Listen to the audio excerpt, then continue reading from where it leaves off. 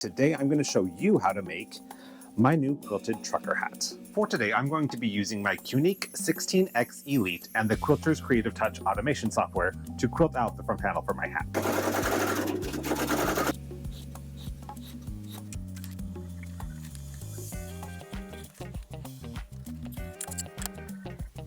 So there is one. Let's go ahead and cut these out. Cutting with our rotary cutter, we don't have to worry about the fabric shifting. If you are cutting with scissors, you'll want to pin or trace individually.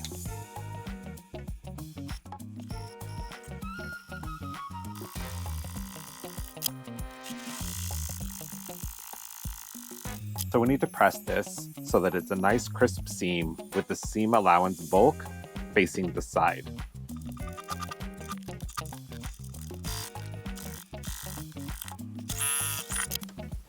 I want this touching the front of the hat. All right, now we're going to turn it right side out through that gap that we left in the lining. I find the easiest way is to reach in there and just find one edge of the brim. Start from that side and then work to get the brim out first. All right, that is all sealed up, so we're gonna head back over to the iron.